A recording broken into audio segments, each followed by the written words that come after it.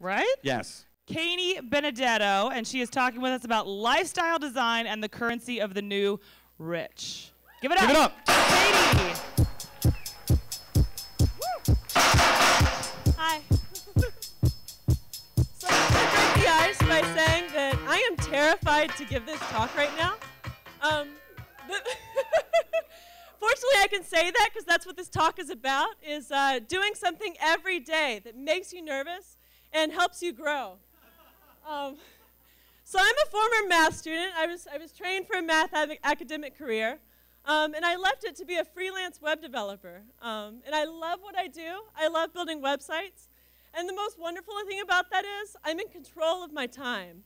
So for the first time, I have the time to plan and dream what my ideal life looks like. And so once I got this time, once I became a freelancer, I started reading lots of blogs, inspirational blogs. And one of the resources that I love that I'd like to introduce first, a book, Lulu, is The 4-Hour Workweek by Tim Ferriss. Who's heard of it? Yeah. So the 4-Hour Workweek, Tim Ferriss asks the question, if you had all the time in the world, what would you do with it? And it's a great question to ask. It's a great question to ask yourself, because once you know the answer to that question, you have much more of a goal to get that time in your life. And so the currency of the new rich is time. And the reason for that is time brings us all the things that truly make us the happiest in life. Time is what you need for relationships. Time is what you need for experiences and all the things that you want to do in life. And so the new rich prioritize their time over their money, over everything else. And so I wanted to give you some resources, since this is such a quick talk, some resources that you can look at to learn more about this. One of my favorite resources, who's pioneering this lifestyle design movement, is Chris Guillebeau.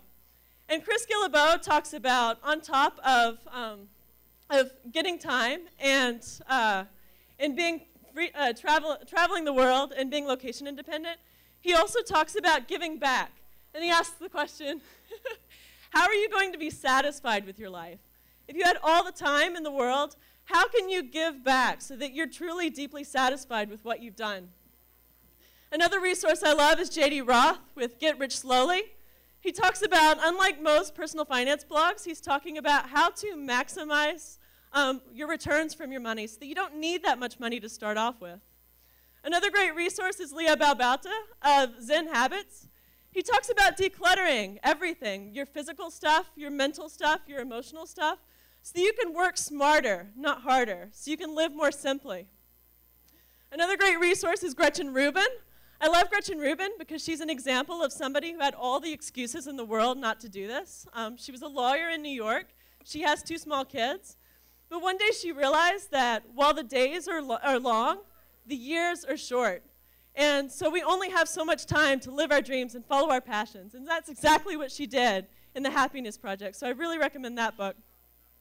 And finally, there's Tony Hsieh, who Trevor who talked earlier, would agree that we have no reason in this country. We're so fortunate that we have all the resources we need to feed ourselves, so we can live so much more simply than we do and follow our dreams.